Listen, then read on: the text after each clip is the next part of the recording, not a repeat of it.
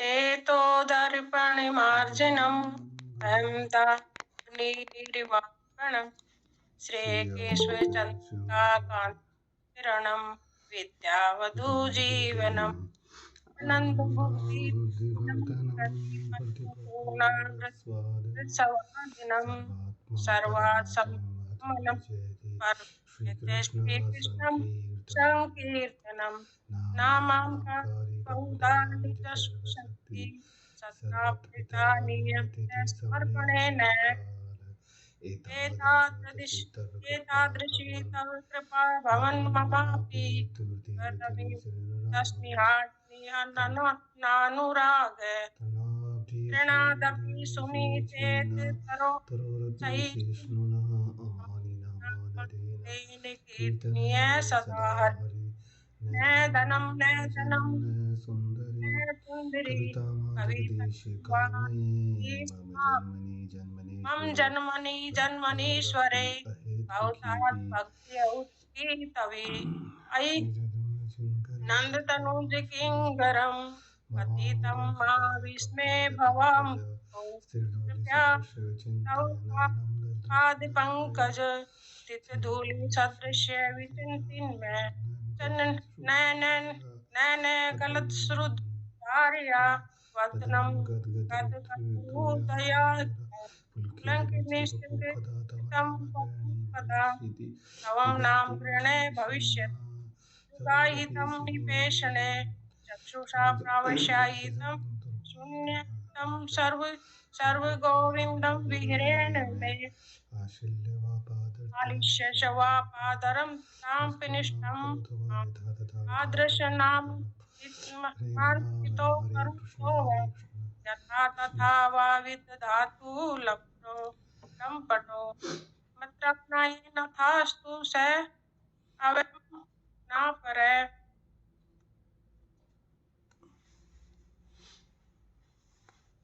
ओम अज्ञानेतिम्रादस्य ज्ञानञ्च श्लाकया चक्षुरुमीलितं येन तस्मै श्रीगुरुवे नमः श्रीचैतन्यभीष्टं स्थापितं येन भूतले स्वयं रूपा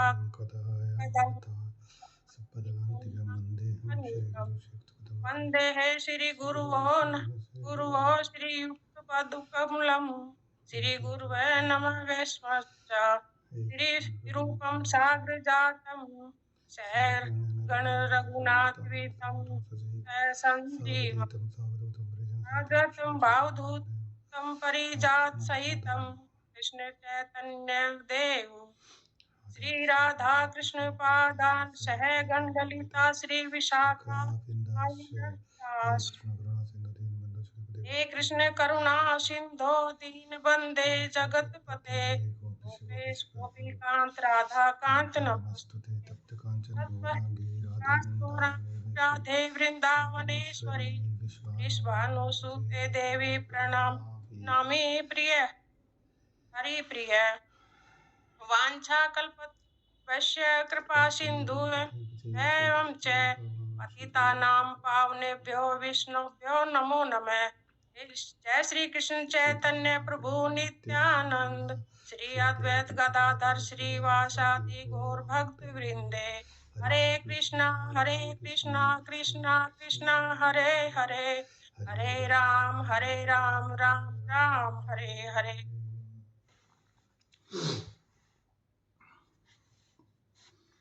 माता जी आप में 10 नाम अपराध बोलना भूल गए हैं। हरकेश माता जी इसको अभी बोले या फिर बाद में ही करें? प्रभु जी बोलती हूँ बोलना प्रभु जी अभी बोल रहे। ठीक है माता जी बोलिए। भगवान का प्रचार करने वाले महाभागवतों की निंदा करना, शिव ब्रह्म आदि देवों के नाम को भगवान के नाम के समान अथवा उनसे स्वतंत्र समझना। नंबर 3, गुरु की अवज्ञा करना, वैदिक शास्त्रों अथवा प्रमाणों का खंडन करना, हरे कृष्ण महामंत्र के जप की महिमा का काल्पनिक समझना। नंबर 6, पवित्र भगवान नाम में अर्थवाद का आरोप करना। नंबर 7, भगवान के नाम के बल पर अपराध करना। नंबर 8, हरे कृष्ण महामंत्र के जप को वेदों में वर्णित किसी सुख का सकाम कर्म या कर्म कांड के समान समझना। नंबर 9, अर्थ श्रद्धालु व्यक्ति को कृष्ण नाम की महिमा का प्रचार करना। नंबर 10, भगवान के जप में पूर्ण विश्वास न होना और इसकी इतनी अगाध महिमा सुनने पर भी विशेष शक्ति बनाए रखना। ध्यान पूर्वक जप न करना एक अपराध है। स्वयं को वैष्णव समझने वाले प्रत्येक भगत को इन सभी अपराधों से बचना चाहिए। इससे उसे शीघ्र अभिष्ट सिद्धि अर्थात कृष्ण प्रेम की प्राप्ति हो सकती है। हरे कृष्ण।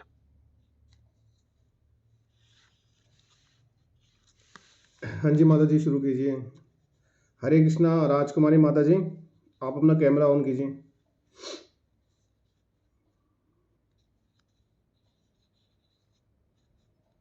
हरे कृष्णा माता जी, मेरी आवाज आ रही है आपको? हाँ जी, मुझे आ रही है प्रभु जी। हरे कृष्णा प्रभु। हरे कृष्णा। आज हमारा सौभाग्य है कि इतने दिनों बाद माता जी के दर्शन हो पाए हैं, तो माता जी का हम हरे कृष्णा महामंत्र से स्वागत करेंगे। हरे कृष्णा कृष्णा कृष्णा हरे हरे, हरे राम राम राम हरे हरे। इनकी रेगुलरिटी बनी रहे, इसके लिए प्रेयर करते हैं हम कि हर क्लास में आए। माता जी अब म्यूट कर लीजिए। माता जी आप, लक्ष्मी माता जी आप शुरू कीजिए। आप बताइएगा कौन सा पेज है ताकि राजकुमारी माता जी को पता चल सके। 16वां पेज है, सबसे नीचे वाला पैरा।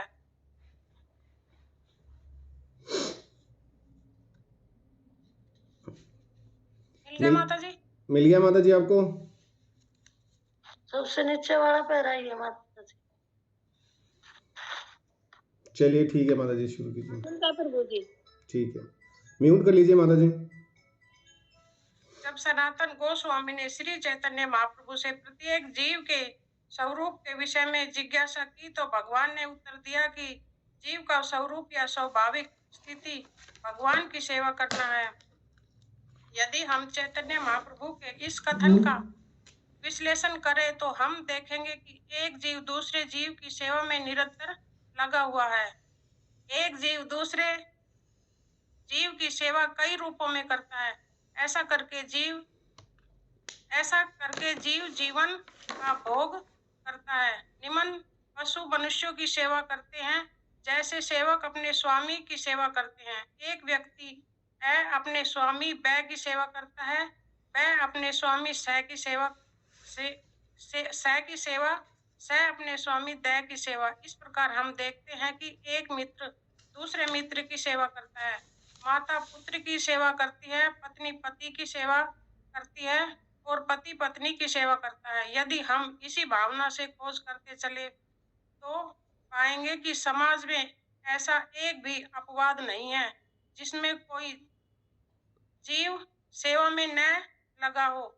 एक राजनेता जनता के समक्ष अपना घोषणा पत्र प्रस्तुत करता है ताकि उनको उसकी सेवा करने की क्षमता के विषय में विश्वास दिला सके। फलतः मतदाता उसे यह सोचते हुए अपना बहुमूल्य मत देते हैं कि वह समाज की महत्वपूर्ण सेवा करेगा। दुकानदार अपने ग्राहक की सेवा करता है और कारीगर शिल्पी पूंजीपतियों की सेवा करते हैं। पूंजीपति अपने परिवार की सेवा करता है और परिवार शाश्वत सेवा क्षमता से राज्य की सेवा करता है। इसी प्रकार हम देख सकते हैं कि कोई भी जीव अन्य जीव की सेवा करने से मुक्त नहीं है। अतः हम यह निष्कर्ष निकाल सकते हैं कि सेवा जीव की चिर सहचरी है और सेवा करना जीव का शाश्वत सनातन धर्म है। जब सनातन गोस्वामी श्री चैतन्य महाप्रभु से प्रत्येक जीव के स्वरूप में यह जिज्ञासा सनातन गोस्वामी ने श्री चैतन्य भगवान से यह जानने की जिज्ञासा की कि प्रभु जी आप समझाओ, मेरे को समझाना नहीं आता। माता जी कोशिश कीजिए, आप सही बोल रहे हैं, आप नर्वस मत हो। आप पहली बार क्लास दे रहे हैं, कोई बात नहीं, थोड़ी बहुत गलती होगी। यहाँ सब हम कोई मतलब बहुत बड़े पंडित या बहुत बड़े ज्ञाता नहीं बैठे, सब एक दूसरे से सीख रहे हैं, तो आप कोशिश कीजिए। चैतन्य महाप्रभु से प्रत्येक जीव के बारे में जानने की इच्छा जताई तो भगवान श्री कृष्ण भगवान ने उत्तर दिया कि प्रत्येक जीव स्वाभाविक स्थिति से भगवान की सेवा करता है। उन्होंने बताया कि प्रत्येक जीव अपने स्वभाव से सभी सेवा करते हैं। सभी सेवा करने के विश्लेषण करें तो देखेंगे कि एक जीव दूसरे जीव की सेवा में निरंतर लगा हुआ है। प्रत्येक मनुष्य एक दूसरे की सेवा करते हैं। एक जीव दूसरे जीव की सेवा कई रूपों में करता है। ऐसा करके जीवन का भोग करते हैं। प्रभु जी आप समझाओ, नहीं समझा पाऊंगी मैं। माता जी कोशिश कीजिए, सही कर रहे हैं, आगे भी बताइए आप। बाद में हर कोई एक दूसरे की हेल्प तो करेगा ही, पर फिलहाल आप अपने पैरे में जो भी आपको समझ में आया उसको आप बताइए। जीव जीवन का भोग भोगता है। एक जीव दूसरे जीव की अब कई रूपों में सेवा करता है। ऐसा करके जीव जीवन का भोग सेवा करके अपने कर्म के हिसाब से भोग भोगता है। निमन पशु की कोई पशु की सेवा करता है, कोई अपने सेवक अपने स्वामी की सेवा करता है। जैसे कि बताया है कि माता अपने पुत्र की सेवा करती है, पति अपने पति की पत्नी अपने पति की सेवा करती है और पति अपनी पत्नी की सेवा करता है। इसी भावना की खोज में लगे रहते हैं। समाज में एक ऐसा अपवाद नहीं है जिसमें जीव सेवा में कोई भी ऐसा मनुष्य या कोई जीव ऐसा नहीं है कि कोई सेवा में नहीं लगा हो। राजनेता जनता के समक्ष अपना घोषणा पत्र प्रस्तुत करता है ताकि उनको सेवा करने की क्षमता के विषय में विश्वास दिला सके कि मैं अच्छा कार्य करूंगा। फलतः मतदाता उसे यह सोचते हुए यही हम उनको वोट देते हैं कि ये अच्छा काम करेगा, वह समाज की महत्वपूर्ण सेवा करेगा। दुकानदार अपने ग्राहक की सेवा करता है। दुकानदार अपने ग्राहक के लिए अच्छा करता है कि ये मेरी दुकान पे आए। और कारीगर शिल्पी पूंजीपतियों की सेवा करता है। पूंजीपति अपने परिवार की सेवा करता है। परिवार शाश्वत जीव के शाश्वत सेवा क्षमता के राज्य की सेवा करता है। इसी प्रकार हम देख सकते सभी जीव सेवा करने से मुक्त नहीं है। सभी जीव एक दूसरे की सेवा करने में लगे हुए हैं प्रभु जी, कोई इससे मुक्त नहीं है। इससे यह निष्कर्ष निकलता है कि सेवा स्थिर सहचरी है और सेवा करना जीव का शाश्वत और आप सेवा करना ही हमें भगवान की सेवा करना ही एक साथ शाश्वत धर्म है। प्रभु जी और कुछ? हरे कृष्णा। कोई भी भक्त अपना कुछ इसमें ऐड करना चाहे तो अपना हाथ रेस कीजिए।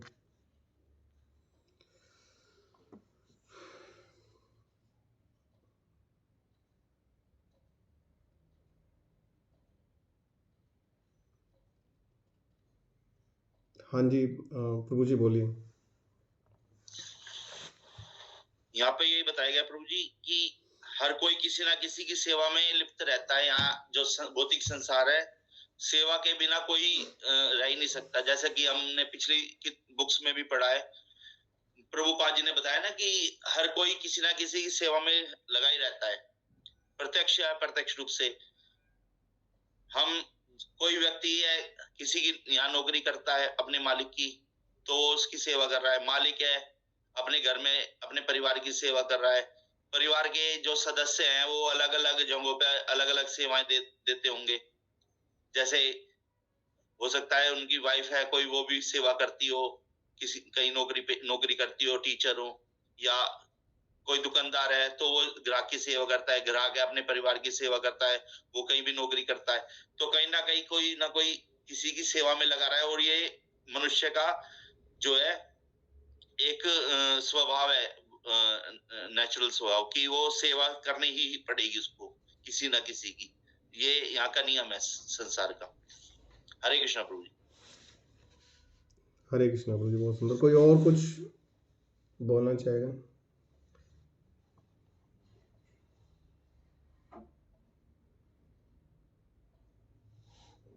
हाँ जी माता जी, सीमा माता जी बोलिए। हरे कृष्णा प्रभु जी। प्रभु जी इसमें यही बताया गया कि जैसे प्रभु जी ने बताया कि भाई एक जीव है वो दूसरे जीव की सेवा करता है। लेकिन इसमें जो सनातन गोस्वामी ने जब चैतन्य महाप्रभु से पूछा था कि भाई जीव का स्वरूप क्या है, तो तब चैतन्य महाप्रभु ने बताया था कि जीव का स्वाभाविक स्वरूप है कि वो है भगवान की सेवा करना। लेकिन मतलब हम हैं, जीव हैं, वो क्या करते हैं, भगवान की सेवा तो करते नहीं, लेकिन हम मतलब और किसी न किसी की सेवा करते रहते हैं, क्योंकि हमारा स्वरूप है वो सेवा करना ही है। हम किसी न मतलब बिना सेवा करे तो हम रह ही नहीं सकते। ऐसे भी कोई भी कार्य हम कर बिना कार्य तो करे बिना रह ही नहीं सकते, चाहे कोई कुछ भी काम करता हो। तो वही बताया गया है कि मतलब हम काम में तो लगे रहते हैं, जैसे सेवा तो करते हैं अपने परिवार की या भाई किसी की, जैसे इसमें उदाहरण दिया गया है। लेकिन वो सेवा है, वो सेवा होनी चाहिए भगवान की। लेकिन हम है क्या है कि हम भौतिकतावादी हैं, हमारा माया से ग्रस्त है, तो हमारा जो है हम सेवा को दूसरी जगह कर दिया। जैसे भौतिकता में ही उस सेवा को लगाते रहते, भाई अपने परिवार पुत्र की सेवा या पति की सेवा, या भाई और जैसे कुछ भी, जैसे राजनेता है वो उसके लिए वो भाई हम अच्छा काम करेंगे तो उसलिए उनकी सेवा के लिए वोट के लिए जाता है। लेकिन मेन इसमें यही बताया गया है कि प्रभु जी की मतलब मेन क्या है कि जो जीव का है स्वरूप है वो है भगवान की सेवा करना, और हमें भगवान की सेवा करना चाहिए। अपना जो और नित्य कार्य है वो कार्य करते रहो, लेकिन उसमें भी भगवान को ही माध्यम बना के कार्य करना चाहिए। हरे कृष्ण। हाँ जी माता जी, हरे लगभग कृष्ण। सबको ये पैराग्राफ समझ में आ गया। माता जी आपको समझ में आया कि इस पैराग्राफ में क्या बोला गया है? प्रभु जी मैंने नोट बनाया है, बोल लूं? हाँ जी बोलिए, बिल्कुल बिल्कुल। जब सनातन गोस्वामी ने श्री चैतन्य महाप्रभु से सेवा प्रेम भाव में की जाती है, या प्रेम व्यक्त करने का साधन ही सेवा है। अगर आप प्रेम को अधर्म कहते हो तो धर्म अस्तित्व ही नहीं रह जाएगा। आपने रामायण या रामचरितमानस में तो पढ़ा ही होगा। उसमें हम देखते हैं कि हनुमान जी किस प्रकार श्री राम जी की सेवा करते हैं। इससे आप ये जान सकते हैं हर कोई सेवा कर रहा है, और सेवा आत्मा ही शाश्वत प्रकृति है जिसे किसी प्रकार अलग नहीं किया जा सकता। भगवान भी सेवा करते हैं। प्रेम का आदान प्रदान सेवा द्वारा ही किया जा सकता है। इसे सेव्य और सेवक दोनों आनंद प्राप्त करते हैं, जो कदापि भौतिक नहीं होता। भगवान तो प्रेम के आगार हैं, वो भी सेवा और प्रेम करते हैं। एक पिता करता है प्रेम, यह आप उनकी लीलाओं से जान सकते हैं। जैसे नंद बाबा जी को सुबह सुबह उनकी पादुकाएं दे आना, सुदामा जैसे ब्राह्मणों का यथावत स्वागत करना, एक पिता माता उत्तम मित्र या प्रेमी की तरह वो चाहते हैं कि उनके शाश्वत संबंधी हम सब वो जीवन मृत्यु के जाल में अपने ही कारण फंसे हुए हैं, इसी तरह या उस तरह उनके धाम में वापस आ जाए जहाँ जीवन शाश्वत है और आनंद में है, अथवा सच्चिदानंद में है और जन्म मृत्यु काम क्रोध आदि आपदाओं से मुक्त है। ये व्यक्त कर सकता है एक प्रेम भौतिकता से ऊपर होता है, क्योंकि आध्यात्मिक परम पुरुषोत्तम भगवान से जुड़ा है और साथ ही मोक्ष का कारण बनता है। मैंने काफी टाइम पहले किया था, ये सही है या गलत? ये माता जी ये आपने लिखा है या कहीं से आपने लिखा? नहीं प्रभु जी, मैंने लिखा, राइटिंग देखो, मैं नहीं लिखा। अरे नहीं माता जी, मैं तो जस्ट पूछ रहा हूँ। नहीं, नहीं, अच्छा अच्छा लिखा, बहुत ही अच्छा लिखा, बहुत अच्छा उदाहरण दिया। हनुमान जी ने की जो सेवा का है ना, निष्काम सेवा का एक बहुत बड़ा एग्जाम्पल है, जिसमें 1% भी उसका भी अगर हम कर दें रत्ती तक पर भी अहंकार का या ऐसा कुछ नहीं है कि मैं तो भगवान की सेवा करता हूँ। देखो हमें तो झटपट आ जाता है, कोई 2 शब्द बढ़ाई के बोले तो तुरंत हम तो गुब्बारे की तरह से फूट जाते हैं, लेकिन वो बिल्कुल भी नहीं। और बिना किसी आशा के कि भगवान की मैं इतनी अच्छी सेवा कर रहा हूँ तो मेरे को कुछ फल मिलेगा। तो सेवा माँ एक गृहिणी सबसे, जो मुझे लगता है ना, गृहिणी सबसे ज़्यादा सेवा करती है, और रिश्तेदारों की भी सेवा करती है, वो अपने परिवार की भी सेवा करती है, वो अपने सास ससुर की भी सेवा करती है, वो बाहर में कुछ लोग हैं अड़ोस पड़ोस की भी सेवा करती है। वो एक मल्टीटास्कर है, बहुत ज़्यादा वो सेवा करती है। लेकिन जब माँ अपने बच्चे की सेवा करती है किसी भाव से या किसी उम्मीद से, जो कि हम आजकल देखते हैं कि ज़्यादातर जो वृद्ध हैं वो वृद्धाश्रम में जा रहे हैं एक उम्मीद से, जो कि उनको संस्कार नहीं दिए गए बच्चों को, तो फिर ये परिणाम थोड़े अलग निकल के आते हैं। चलिए ठीक है, सभी ने बहुत अच्छा सहयोग किया। माता जी आगे अब आप कंटिन्यू कीजिए। तथापि मनुष्य काल तथा परिस्थिति विशेष के प्रसंग में एक विशिष्ट प्रकार की श्रद्धा को अंगीकार करता है, और इस प्रकार वह अपने हिंदू, मुसलमान, ईसाई, बौद्ध या किसी अन्य संप्रदाय का मानने वाला बताता है। ये सभी उपाधियां सनातन धर्म नहीं है। एक हिंदू अपनी श्रद्धा बदलकर मुसलमान बन सकता है, या एक मुसलमान अपनी श्रद्धा बदलकर हिंदू बन सकता है, या कोई ईसाई अपनी श्रद्धा बदल सकता है इत्यादि। यदि इन सभी परिस्थितियों में धार्मिक श्रद्धा में परिवर्तन होने से अन्यों की सेवा करने का शाश्वत धर्म प्रभावित नहीं होता। हिंदू, मुसलमान या ईसाई समस्त परिस्थितियों में किसी न किसी के सेवक हैं। अतः किसी विशेष श्रद्धा को अंगीकार करना अपने सनातन धर्म को अंगीकार करना नहीं है। सेवा करना ही सनातन धर्म है। प्रभु जी ये पैरा मेरे बिल्कुल समझ नहीं आया, आप समझाओ ये। कोई इसमें अपना डालना चाहे तो प्लीज़ हाथ रेज कीजिए। हाँ जी हरकेश माता जी, मैं काफ़ी देर से सोच रहा था, माता जी ने हाथ नहीं उठाया। हरे कृष्णा प्रभु जी, प्रणाम सभी को। इसमें प्रभु जी यही बताया जो इसका उदाहरण आप मुसलमान का भी से बदल हिंदू बन जाता है, मतलब कि जैसे एक उदाहरण ये हरिदास ठाकुर का ही लगा लो आप। जो हरिदास ठाकुर था वो उस अपना धर्म ने अपनाकर हिंदू धर्म अपनाया उसने भगवान नाम का, तो उसको कितना दुख सहन करना पड़ा। उसको 22 बाजार में पीटा गया और उसको कितना मतलब ना करना था वो, मतलब क्या उसके साथ जो कि वैसा भी भेजी है कि उनके पास आके इसका धर्म नष्ट हो जाए, इसके कलंक लग जाए। तो वैसा भी 3 दिन तक आई थी उसके पास है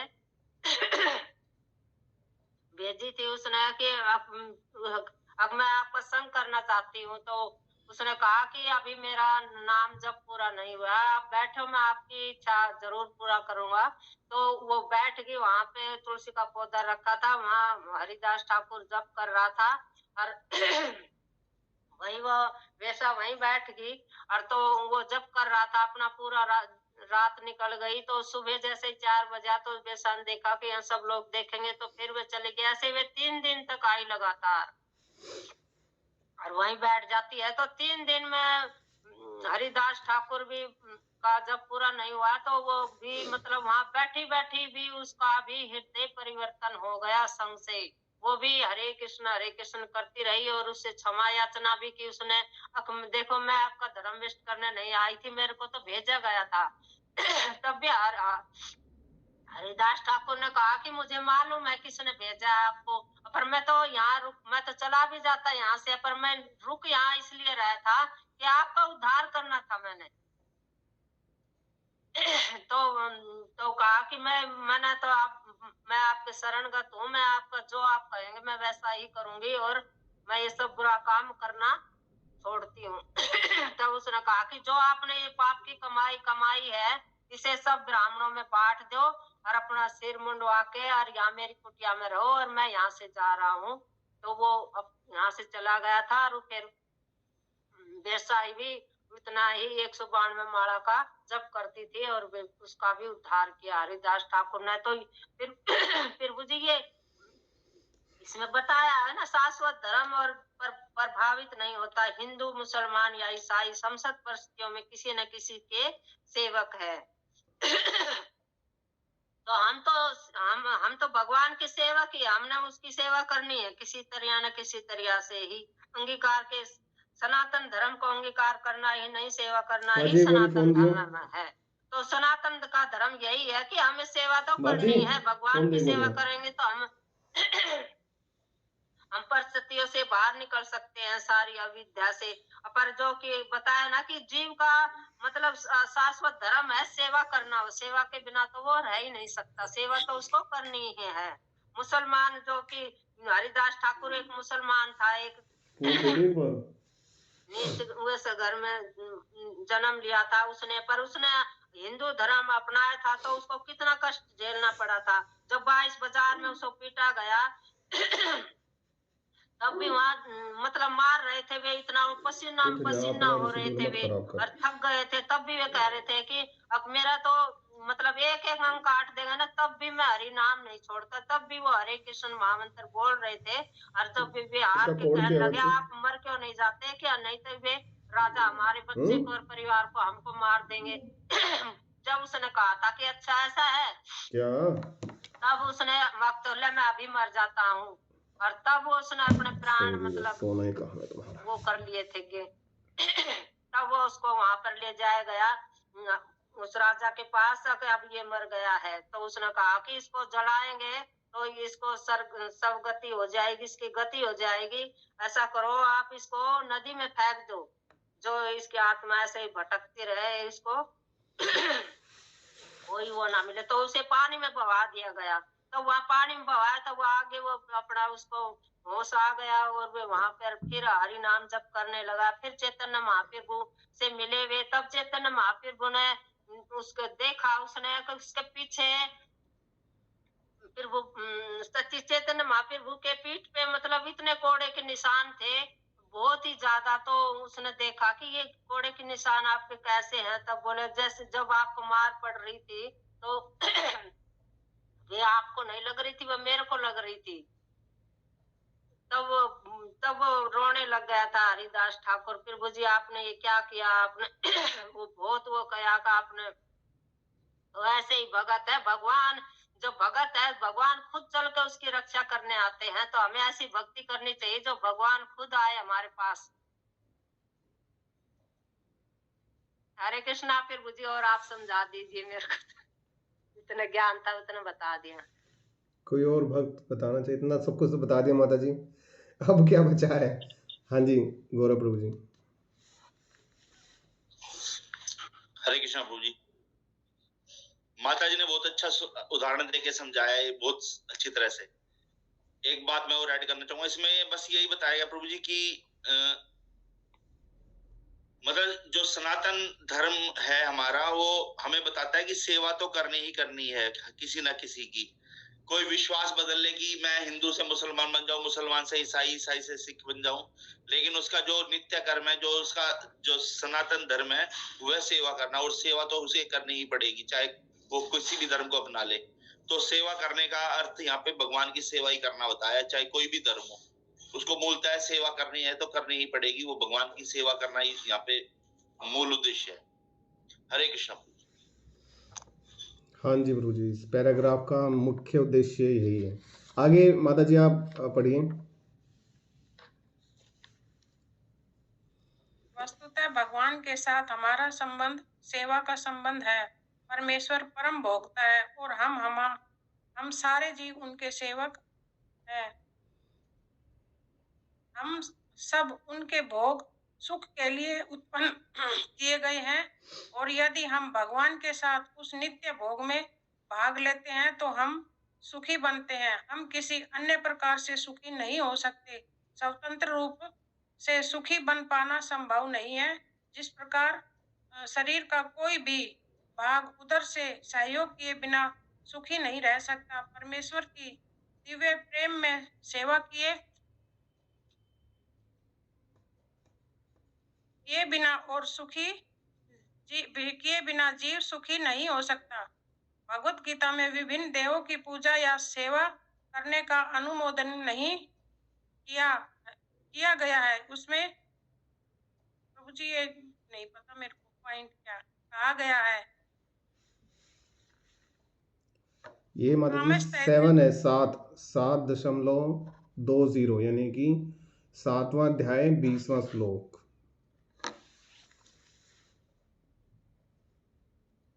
प्रबंधन्ते वेदे देवता तम नियमानं स्थाय प्राकृत्य नित्य स्व, जिनकी बुद्धि भौतिक इच्छाओं द्वारा चुरा ली गई है, वे देवताओं की शरण में जाते हैं और वे अपने अपने स्वभाव के अनुसार पूजा के विशेष विधि विधानों का पालन करते हैं। यहाँ स्पष्ट कहा गया है कि जो वासना द्वारा निर्देशित होते हैं वे भगवान कृष्ण की पूजा न करके देवताओं की पूजा करते हैं।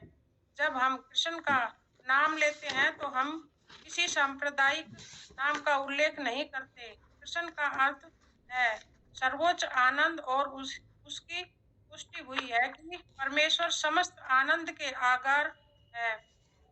हम सभी आनंद की खोज में लगे रहते हैं। आनंदमयो व्यास 7 वेदांत सूत्र, ये भी नहीं पता मेरे, भगवान की ही भांति जीव चेतना से पूर्ण है और सुख की खोज में रहते हैं। भगवान तो हमेशा सुखी है और यदि जीव उनकी संगति करके उनके साथ सहयोग करते हैं तो वे भी सुखी बन जाते हैं।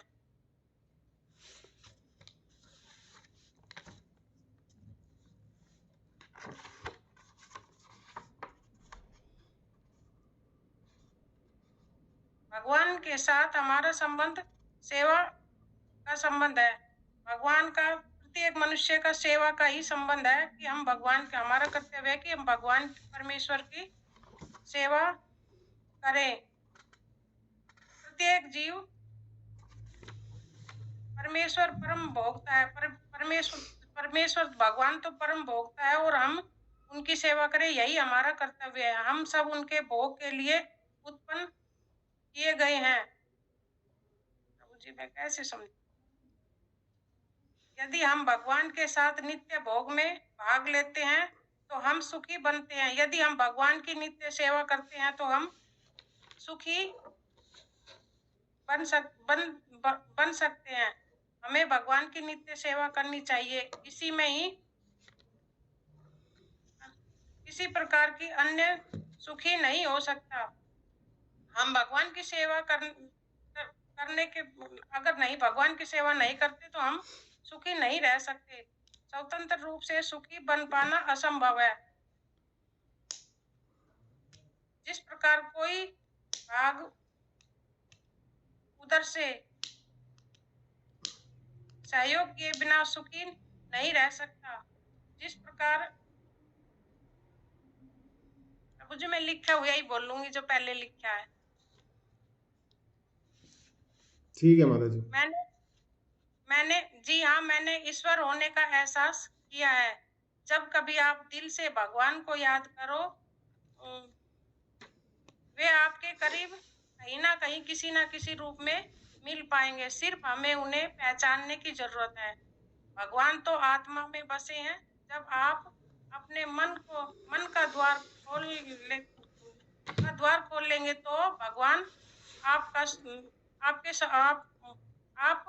स्वरूप में आपको मिल जाएंगे। सेवा करना तो मनुष्य का स्वभाव है। जो व्यक्ति गुरु गोविंद की सेवा करता है, सेवा का फलाफल उसी को अर्पित कर देता है। वही सन्यासी है, वही सेवा भक्ति कहलाती है। महत्वाकांक्षी की मूर्ति हेतु स्वान की भांति स्वयं के उदर भरण के लिए सेवा करता है। वही संसारी अपनी इच्छा पूर्ति हेतु विभिन्न देवों की सेवा करता है। भगवान कृष्ण गीता में कहते हैं, जिनकी बुद्धि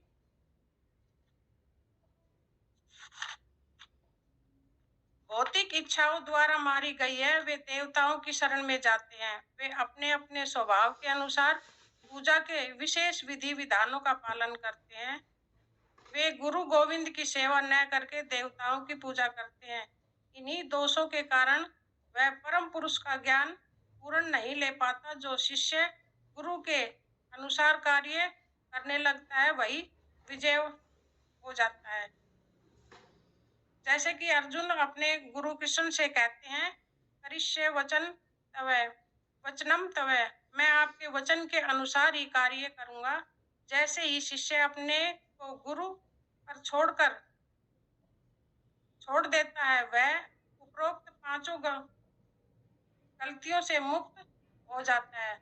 भगवान श्री कृष्ण कहते हैं कि हे अर्जुन, जो व्यक्ति अपने पथ पर विचलित हुए बिना अपने अपने मन को निरंतर मेरा ध्यान करने में व्यस्त कर रखता है और परम पुरुष के रूप में मेरा ध्यान करता है, वह परम पुरुष को अवश्य प्राप्त होता है। आप सभी सद्गुरु भगवान श्री कृष्ण की इस मंत्रणा का लाभ उठाइए। संसार में विरक्त भावना से सभी कार्य करते हैं। ध्यान सदैव गुरु की भक्ति में लगाए रहे, आप अवश्य ही मुक्ति को उपलब्ध हो जाएंगे। मेरा सहयोग सदैव आपके साथ रहेगा। आप सभी के अंदर विराजमान परम पुरुष को मेरा नमन। प्रभु जी, एक कथा हुई थी गांव में ही, तो मैंने ये नोट थोड़ा सा वैसे ही बनाया था। माता जी आपकी हिंदी तो बहुत अच्छी है, हिंदी में जो शब्द इस्तेमाल करते हैं वो तो हमें भी नहीं आते दिमाग में, काफ़ी अच्छा है। अच्छा, यहाँ पर मेरा एक क्वेश्चन है, जैसे माता जी ने पैराग्राफ शुरू किया था, वहाँ पे लिखा हुआ है कि हम सब उनके भोग के लिए बने हैं और यदि हम भगवान के साथ नित्य भोग में भाग लेते हैं तो हम भी सुखी बनते हैं। तो इस लाइन का क्या अर्थ है?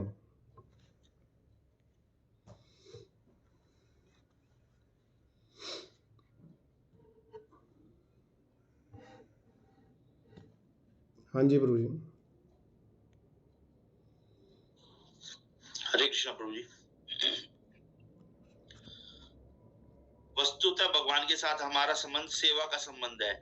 परमेश्वर परम भोक्ता है और हम सारे जीव उनके सेवक हैं। हम सब उनके भोग सुख के लिए बने हुए हैं और यदि हम भगवान के साथ उस नित्य भोग में भाग लेते हैं तो हम सुखी बनते हैं। यहाँ यही बताया प्रभु जी कि भगवान परम भोक्ता है और हम उनके सहयोगी हैं उस भोग में सहयोग करने के लिए। जो भगवान भोग करना चाहते हैं हमें उनका सहयोग करना चाहिए, क्योंकि हम उनके नित्य सेवक हैं, हम उनके अंश हैं। भगवान परम भोक्ता है, हमें उनको किसी ना किसी प्रकार से उनके भोग करने में सहायता करनी चाहिए। इवन हम जो काम करते हैं वो भगवान को ही माध्यम बना के करना चाहिए उस भोग में सहयोग करने के लिए। यहाँ पे उदाहरण देके समझाया है कि कोई अपने किसी अंग को की सेवा करना चाहे मनुष्य डायरेक्ट, तो वो हो नहीं सकता, क्योंकि माध्यम तो उधर ही है, पेट ही है। यदि हम पेट में डालेंगे खाना तो तभी वो विभिन्न अंगों को प्राप्त हो सकेगा, उसका जो पोषण है। हम चाहें कि कोई हाथ को सीधा पोषण प्रदान कर दे या अपने पैर को कोई सीधा पोषण प्रदान कर दे बिना खाए, तो ऐसा नहीं हो सकता। उधर को अगर हम पोषित कर देंगे, संतुष्ट कर देंगे, तो अपने आप ही वो सारे अंग पोषित हो जाएंगे। Thank you so much. और कोई भक्त कुछ ऐड करना चाह रहा हो जो माता जी ने इतना सारा पढ़ा है?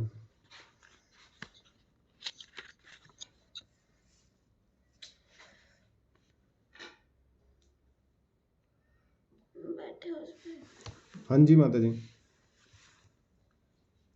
हरे कृष्णा। फिर वो जी इसमें ये भी बताया है ना, जब नंद महाराज के जब नंद महाराज इंद्र देवता की पूजा के लिए मतलब निरुत्साहित किया उनको, कृष्ण भगवान ने कि तथ्य मतलब प्रतिष्ठा करना चाहते थे। वे ये जताना चाहते थे कि दैव देवता की पूजा न करके आवश्यक वे एकमात्र ही परमेश्वर की पूजा करें। उसने ये मतलब ये दिखाया था सभी लोगों को, क्योंकि इंद्र देव की पूजा न करके कि मतलब दैव देवता की पूजा ना करके परमेश्वर की पूजा करनी चाहिए, कि जिसको कि उनका परम लक्ष्य है, जो भगवत धाम को वापिस जा सके। अगर भगवान कृष्ण की हम पूजा करेंगे तो हम भगवत धाम जा सकते हैं, लक्ष्य भगवान को ही बनाएंगे तो। हाँ जी माता जी। भगवान ने कहा था ना कि मेरा धाम शाश्वत है, मेरा धाम का वर्णन इस प्रकार हुआ है। न तस भासते सूर्य, न वहाँ कोई सूर्य मतलब कोई सूर्य का प्रकाश नहीं है। वहाँ पे मेरा ही तेज से वह सारा धाम प्रकाशित है। सास को न पाव को ही यद गत्वा न निर्वत्ते ही तत् धाम परम मम। वह इतना आनंद है।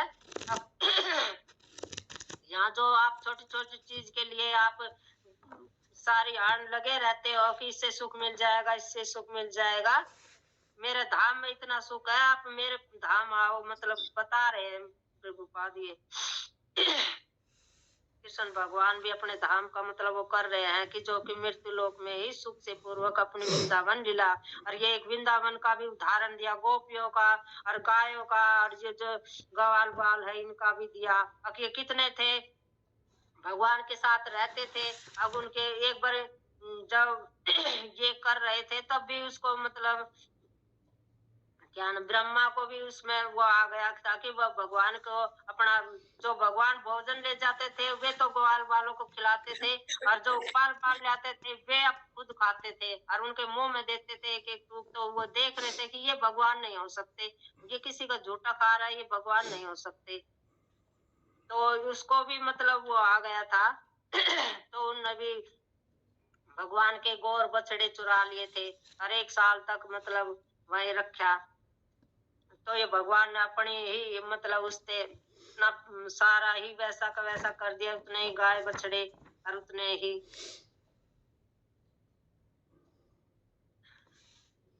तो यही है, तो भगवान की हम सेवा करेंगे तो हम भगवत धाम को वापिस जा सकेंगे। यही उदाहरण दिया कि देवी देवता की पूजा न करके जो एक लक्ष्य बनाओ, परमेश्वर की पूजा करनी चाहिए, कि यही उसने उदाहरण दे के हमें समझाया था, जो कि हरे कृष्णा। और आप बता दीजिए।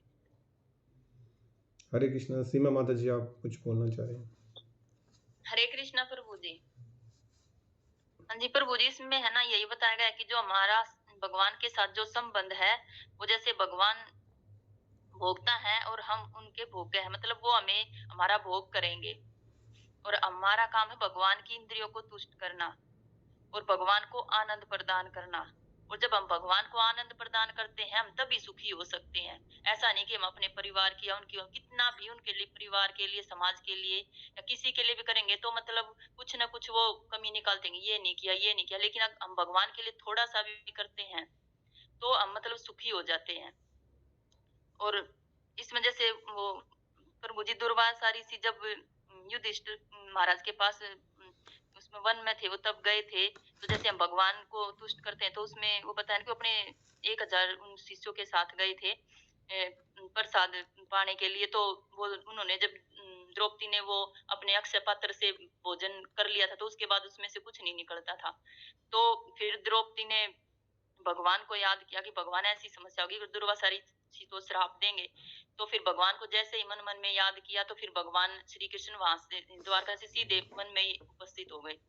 तो तब जब फिर तब भगवान ने कहा कि उसमें वो पात्र ले गए। बोली नहीं, वो तो मैंने सब कुछ पा लिया है, उसमें से प्रसाद कुछ है ही नहीं। तो भगवान बोले ले क्या? तो उसमें एक चावल का दाना था।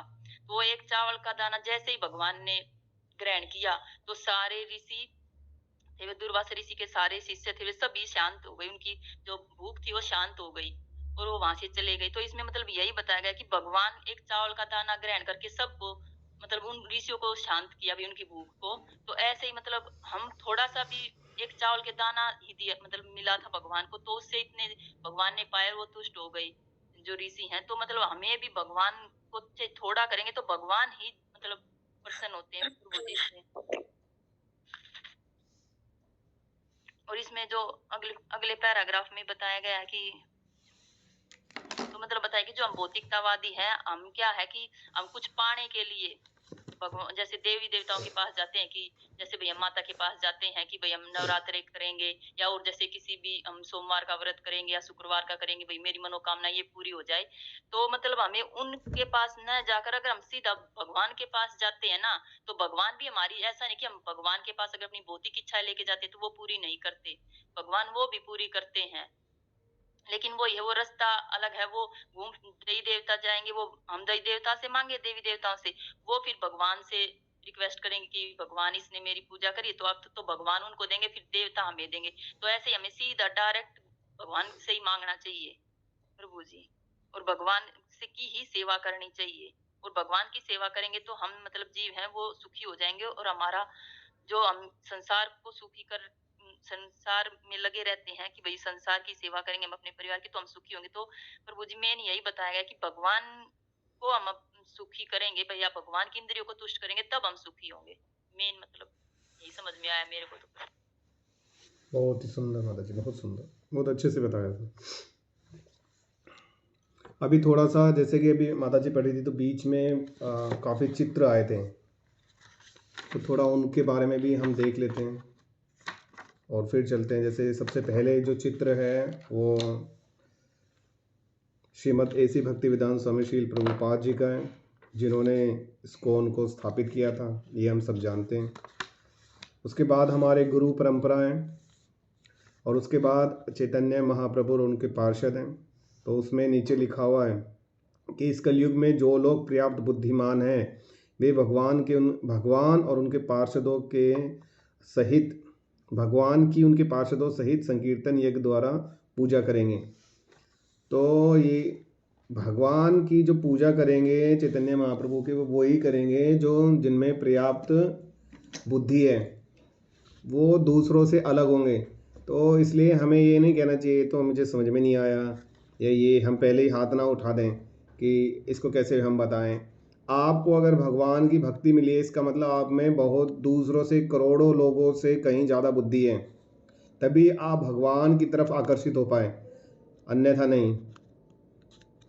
ठीक है, नेक्स्ट है, आप देखेंगे इसमें धृतराष्ट्र ने कहा, हे संजय, धर्मभूमि कुरुक्षेत्र में युद्ध की इच्छा से कातर हुए मेरे तथा पांडु के पुत्रों ने क्या किया। तो ये देखो संजय का भाग्य कैसा था, ये कितने अच्छे शिष्य रहे हैं कि इनको ना तो युद्ध भूमि में जाना पड़ा, युद्ध भूमि में गए भी जो लोग, वो भी भगवान का विराट रूप नहीं देख पाए। भगवान वहाँ गीता का क्या उपदेश दे रहे हैं वो सुन तक नहीं पाए, लेकिन ये वहीं पर बैठे बैठे ही व्यासदेव महाराज के साथ सब कुछ देख रहे थे, सब कुछ सुन रहे थे। और ये तो बिल्कुल ही एक भगवान के, इनका तो अगर कोई मुझे इनके बारे में बता सके कि इनका पूर्व जन्म का क्या कर्म रहा होगा कि इनको इतनी अच्छी सेवा मिली। और उसके बाद बताया गया है कि जिस प्रकार मनुष्य पुराने वस्त्र को त्याग कर नए वस्त्र धारण करता है, उसी प्रकार आत्मा पुराने तथा व्यर्थ शरीर को त्याग कर नवीन और भौतिक शरीर धारण करता है। यहाँ ये दिखाया गया एक चक्र चला हुआ है, बच्चे से युवावस्था, युवावस्था से फिर बुढ़ापे की तरफ, और फिर बुढ़ापे की तरफ से मृत्यु, मृत्यु से फिर ये चक्र कॉन्टिन्यूसली चलता रहता है। और ये ज़रूरी नहीं कि मनुष्य के मरने के बाद उसे दोबारा मनुष्य का शरीर ही धारण करना पड़े, हो सकता है कहीं और भी उसकी यात्रा शुरू हो जाए।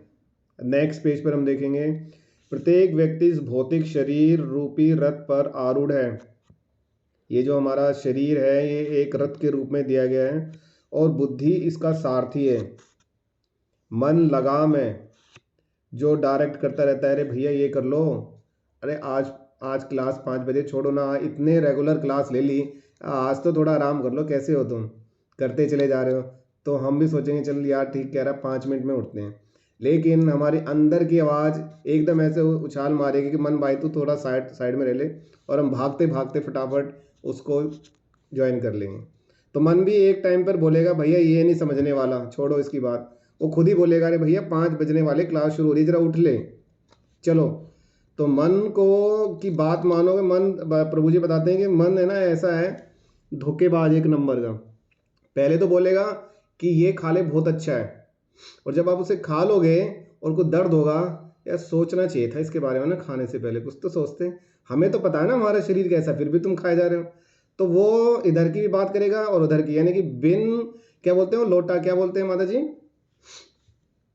बिन पैंदे का लोटा। हाँ, बिन पैंदे का लोटा है ये। तो इसको इसमें पैंदा लगाना बहुत जरूरी है, और वो अपनी तरफ की तरफ मन लगा में इंद्रिया घोड़े हैं। इस प्रकार मन तथा इंद्रियों की संगति से यह आत्मा सुख या दुख का भोगता है। और देखिए आत्मा कितनी सीधी है, मन उसके ऊपर राज करता है। अगर हम मन की बात मानते हैं तो आत्मा को हम कहीं ना कहीं इग्नोर करते हैं, जो कि सबसे ज़्यादा शाश्वत और पवित्र है। ये सभी चीज़ तो यहीं पे रह जाएंगी, लेकिन आत्मा अपनी अलग जर्नी पे जाएगी। तो सबसे ज़्यादा ज़रूरी है कि आत्मा की बात को माना जाए, और आत्मा की बात मानना तो हम अक्सर खुश होते हैं। अगला पेज में बताया गया है, संसार के सारे भौतिक कार्यकलाप प्रकृति के 3 गुणों के अधीन संपन्न होते हैं। यद्यपि प्रकृति के 3 गुण परमेश्वर कृष्ण के उद्भूत हैं, फिर भी भगवान कृष्ण उनके अधीन नहीं होते। तो यहाँ पे सतो रजो तमो गुण की बात की गई है। ये यहाँ पर अनविजिबल, जैसे कि हम सेल फोन पे बात करते हैं तो कोई तार नहीं दिखाई देता हमें। पहले क्या होता था कि टेलीफोन होते थे तो वायर लगी रहती थी, किसी एक पड़ोस के घर में वो फ़ोन होता था तो सभी पड़ोसियों के पास का नंबर होता था कि हमारा फ़ोन आए तो हमें बता देना, तो वो वायर लगी हुई थी। अब वो वायर हट गई है और ऐसी जो ना दिखने वाली वायर है वो सतो रज और तमो गुणों की जो देवियां हैं वो हमें बांधे रहती हैं कि तुम क्या करोगे, इसको मार दे, इसने तेरे साथ ये किया, इसका ये कर दे, अब इसकी ज़रा मजाक उड़ा ले, शादी में आया है देखो कैसे कपड़े पहन के आया है, इन्होंने शादी की है या इन्होंने बुलाया है, देखो नमक कैसे डाल दिया है, कैसा खाना बनाया है। मतलब अच्छा ही नहीं, भौतिक गैदरिंग के अंदर, मतलब भौतिक उसके अंदर अगर हम मिलेंगे तो यही चीज़ें आपको देखने को मिलेंगी, जेलसी, जलन, उसको नीचा दिखाना। लेकिन अगर हम आध्यात्मिक रूप से, जैसे अभी हम बैठे हुए हैं तो हम यहाँ पर किसी की टांग खींचते नहीं हैं, अरे ये भी नहीं आता, इतना तो करना चाहिए। लेकिन यहाँ हम एक दूसरे को अपलिफ्ट कर रहे हैं, मतलब एक दूसरे को सहयोग कर रहे हैं कि आप कर सकते हैं, आप कीजिए, ना कि उसका मजाक। हर एक दूसरे से सीख रहे हैं हम लोग, तो ये ज़मीन आसमान का डिफरेंस है। आगे जैसे कि अभी इस पैराग्राफ में भी आया था, कम बुद्धि वाले व्यक्ति देवताओं के अनुग्रह पाने की आशा करते हैं और ऐसी वस्तुएं प्राप्त करते हैं जो अस्थायी होती हैं और मृत्यु के समय समाप्त हो जाती हैं। अतः वास्तव में ये सारे लाभ भगवान द्वारा ही प्रदान किए जाते हैं। जैसे माता जी ने बताया कि देवता अगर प्रसन्न होते हैं तो फिर वो भगवान के पार्षदों से अपॉइंटमेंट लेते हैं कि भगवान से हमारी एक मीटिंग करवा दो, तो भगवान से रिक्वेस्ट करते हैं कि फला फला मेरा भक्त है, उसने बड़े वो किए है, तो ये अगर आप प्लीज़ इसके लिए अलाउड कर दो, तो वो भी भगवान से ही परमिशन लेकर के उनको देते हैं और फिर वो स्थायी नहीं रहते। और ये जो चीज़ें इनकी हैं, यहाँ पर दिखाया गया है मृत्यु रूपी काल, जो अलग अलग चीज़ों की जो डिमांड कर रहे हैं, अंत में उनका मृत्यु के समय वो कुछ नहीं जाता। ये जो इनको गिफ्ट दे रहे हैं ये ले तो लेंगे लेकिन रह यहीं पर जाएगा, ये जो भी कुछ ले रहे हैं कुछ नहीं लेके जा पाएंगे। सिर्फ एक भक्ति ऐसी है जो एक ऐसा संचय धन है जो कॉन्टिन्यूसली आपके एक जन्म से दूसरे जन्म में चलता चला जाएगा जब तक कि आप भगवान के धाम ना पहुंच जाएं। आगे के चित्र में हम देख सकते हैं कि योग में सिद्ध योगी अपने शरीर को त्यागने के स्थान तथा समय की व्यवस्था कर सकते हैं, अन्य मनुष्य का इस पर कोई वश नहीं होता। जो तो बहुत ज़बरदस्त योगी हैं आज के टाइम में तो देखने को विरले ही मिलेंगे, दिख भी नहीं सकते, जो ना तो सिर्फ हवा को ही अपना जिन्होंने भोजन बना रखा है, उनमें इतना कंट्रोल और पावर है कि वो अपने शरीर के समय, टाइम, हर चीज़ का निर्धारण करते हुए आत्मा को त्याग सकते हैं, इतना कंट्रोल है उसमें। यहाँ पर तो अगर हमें कुछ बीमारी या कुछ ऐसा हो जाता है तो बस भगवान का नाम करो, किसी तरह हम बच जाएं। शरीर से आत्मा का निकलना दर्ददायक होता है, लेकिन वो इतने कंफर्टेबली, इतने आराम से उस स्थिति को पा लेते हैं। और यही स्थिति एक ऐसे भक्त की भी होती है जो भगवान श्री कृष्ण के सानिध्य में है। वो भी वैसे ही आत्मा से, शरीर से अलग होता है जैसे हम सुबह सो कर के उठते हैं। अमोघ लीला प्रभु जी ने ये बताया था एक बार। नेक्स्ट उसमें हम देख रहे हैं भगवान बोल रहे हैं कि मैं समस्त आध्यात्मिक तथा भौतिक जगतों का कारण हूँ, प्रत्येक वस्तु मुझ में ही उद्भूत है। जो बुद्धिमान यह भली भांति जानते हैं वे मेरी प्रेमा भक्ति में लगे हैं तथा हृदय से पूरी तरह से मेरी पूजा में तत्पर होते हैं। तो यहाँ भगवान का है दिखाया गया है, पूरे अनंत ब्रह्मांड कोटि महाविष्णु को दिखाया गया है। और भगवान अपने धाम में गायों के साथ, जो कि लास्ट जो अंतिम चित्र आप देखेंगे वैसा ही एक चित्र लगभग भगवान अपने उसमें मैनेज करते हैं हर चीज़ को। हर कोई रिपोर्ट भगवान को करता है एक सीक्वेंस में। जैसे कि अभी हम आज पढ़ रहे थे कि बै की सेवा करता है, द की करता है, द स की करता है। ये जो सीक्वेंस है, ठीक इसी तरह से ये सीक्वेंस देवताओं के इधर भी है, लेकिन अंतिम क्या है? भगवान श्री कृष्ण। उसके बाद विश्वरूप दर्शन पर मोहग्रस्त एवं आश्चर्यचकित रोमांचित हुए अर्जुन ने कहा, हे विश्वेश्वर, हे विश्वरूप, मैं आपके शरीर में अनेकानेक हाथ, पेट, मुख तथा आंखें देख रहा हूँ, जो सर्वत्र फैले हुए हैं और जिनका अंत नहीं। आप में न अंत दिखता है, न मध्य, न आदि। तो एक पृथ्वी पर कुरुक्षेत्र में भगवान ने इतना बड़ा रूप दिखाया, जहाँ पर पृथ्वी भी एक कण के मात्र है उनके सामने। सोचो, वहाँ उस स्थान पर अर्जुन को खड़े खड़े विश्व रूप का दर्शन उन्होंने करवा दिया, वो भी दिव्य दृष्टि के साथ। वो नहीं देख पाते उसको, तो भगवान ने स्वयं उनको दिव्य दृष्टि दी कुछ टाइम पहले ही। तो ये सब देख करके उसका मोह बिल्कुल भंग हो गया। हालांकि अर्जुन एक बहुत बड़े वैष्णव थे। वो वैष्णवों का सबसे बड़ा गुण क्या होता है? क्षमा। वो चाहे कुछ भी बोल लें, लेकिन जब कार्य की बारी आती है, जब उसको स्थानांतरण करने की बात आती है, तो उनका एक गुण उनके ऊपर हावी होता है क्षमा। तो सोचते क्या फ़ायदा है इनको मारने का, छोड़ो। क्या अर्जुन युद्ध में निपुण नहीं थे? बहुत निपुण थे, लेकिन वैष्णव एटिकेट्स के कारण उन्होंने अपने आप को बेबस सा साबित किया कि क्यों मारे हम, तो हमें क्या फ़ायदा है। इतने जिन्होंने उनके ऊपर इतना कुछ अत्याचार भी किया फिर भी, तो ये उनका गुण था।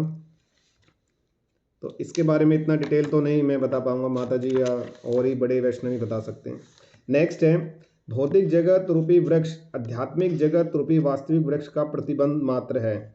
इस भौतिक जगत रूपी वृक्ष में आसक्त रहने वाले मनुष्य की मुक्ति की कोई संभावना नहीं होती, लेकिन जो मनुष्य आध्यात्मिक जगत रूपी वृक्ष को समझ लेता है वह अंतोन्नति कर सकता है। तो यहाँ पर भगवान के धाम में जाने का रास्ता बताया गया है। ये जो वृक्ष है ये उल्टा वृक्ष है।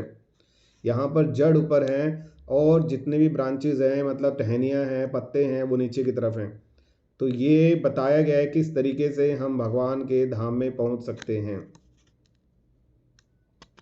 अगला ये हमारे कर्मों के कुछ चित्र दिखाए गए हैं। मृत्यु के समय मनुष्य द्वारा विकसित की गई चेतना उसे दूसरे शरीर में ले जाती है। उसका क्या था? मृत्यु के समय उसने पूरे जीवन में क्या किया, वही उसका रह जाए। जैसे यहाँ पर दिखाया गया है, वो मांस को खा रहा है तो उसको मांस खाने के लिए मिलेगा, जंगलों में जाएगा और उसकी मृत्यु भी होगी। दूसरी जगह भी दिखाया गया है कि वो मांस खा रहा है और किस तरह का खा रहा है, गंदा खा रहा है, अच्छा खा रहा है, उसको उसी टाइप की योनि उसको मिलेगी। अगले उसमें हम देख रहे हैं कि एक मॉडल दिखाई गई है एक चित्र के अंदर। यदि जीव ने अपनी चेतना पशु जैसी बना रखी है तो उसे पशु जैसी ही योनि प्राप्त होगी। जैसे यहाँ पर बताया गया है, ये मॉडल पैसे तो कमा रही है लेकिन गलत तरीके से, तो इसको इसका ज़रूर फल मिलेगा। एक पेड़ जो है ये बनेगी जहाँ पर ये निर्वस्त्र ही रहेगी। दूसरी जगह हमने खाया और हम सो गए, तो ये भालू का एक सबसे बड़ा गुण होता है। पोलर बेयर एक भालू होता है जो कि शीत जहाँ पर बर्फ़ पड़ी रहती है हर समय वहाँ पर होता है। वो साल के 8 से 9 महीने सोता है और सिर्फ 3 महीने जागता है, शिकार करता है। 3 महीने में जितना खाया हुआ होता है उस इतना ज़्यादा मोटा हो जाता है वो बहुत। और जो 9 महीने वो सोता रहता है, पूरे गुफा में वो सोता ही रहता है। तो वो जो 3 महीने का खाया हुआ है वो धीरे धीरे कंज्यूम होता रहता है और जब वो वहाँ से निकलता है 9 महीने बाद तो वो फिर से पतला हो जाता है। तो खाया और सो गया, खाया और सो गया, ये हम अगली योनि की प्रिपरेशन कर रहे हैं। तो आज हम इतना ही करेंगे क्योंकि टाइम 1 मिनट से ज़्यादा हो चुका है। तो